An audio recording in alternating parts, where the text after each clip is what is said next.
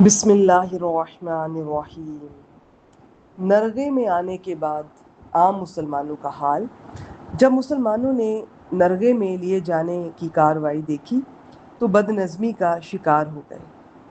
بعض نے جنوب کی طرف فرار اختیار کیا اور مدینہ جا پہنچے، بعض احد کی گھاٹی کی طرف بھاگے اور اسلامی کیمپ میں پناہ لی، بعض نے رسول اللہ صلی اللہ علیہ وآلہ وسلم کا رخ کیا اور جلدی سے آپ کے پاس پہنچ کر آپ کے دفاع میں لگ گئے۔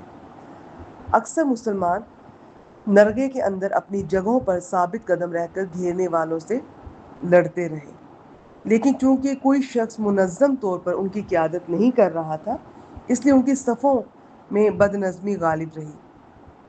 پہلی صف پلٹی تو پچھلی صف سے ٹکرا گئی، یہاں تک کہ حضرت حذیفہ رضی اللہ تعالیٰ عنہ کے والد یمان رضی اللہ تعالیٰ عنہ خود مسلمانوں کے ہاتھوں شہید کر دیے گئے۔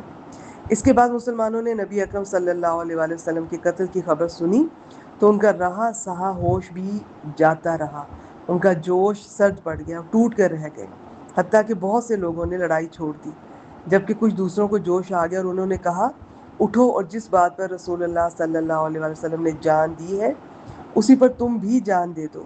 مسلمان انہی حالات سے دو چار تھے کہ اچانک کعب بن مالک رضی اللہ تعالیٰ عنہ نے رسول اللہ صلی اللہ علیہ وسلم کو دیکھ لیا۔ اس وقت آپ نرغے میں آئے ہوئے مسلمانوں کی طرف راستہ بنا رہے تھے۔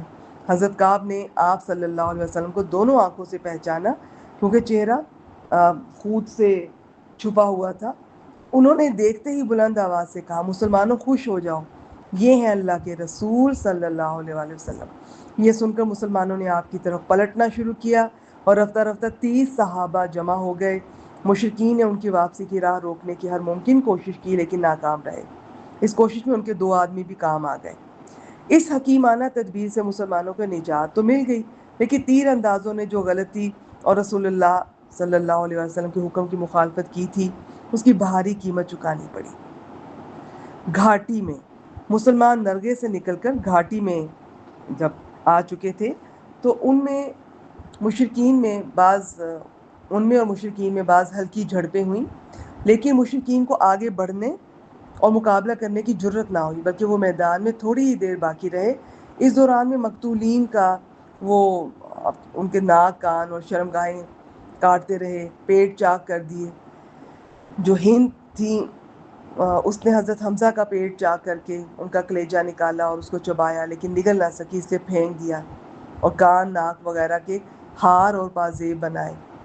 ادھر ابی بن خلف نے بڑے غرور کے ساتھ گھاٹی کا رخ کیا۔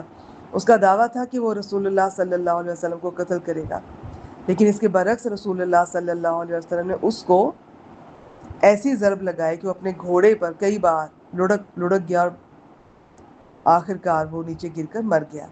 اس کے بعد قریش کے چند آدمی آئے، ان کی قیادت ابو سفیان اور خالد بن ولید کر رہے تھے۔ یہ پہاڑ کے بعض اطراف میں چڑھ گئے۔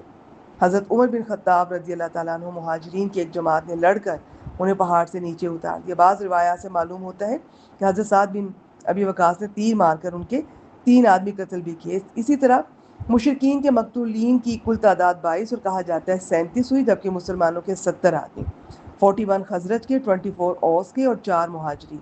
اس کے علاوہ ایک یہودی بھی مارا گیا۔ بعض اقوال اس سے مختلف ہیں۔ ابو سفیان اور خالد بن ولید نے آخری ناکام کوشش کے بعد مکہ واپسی تیاری شروع کر دی۔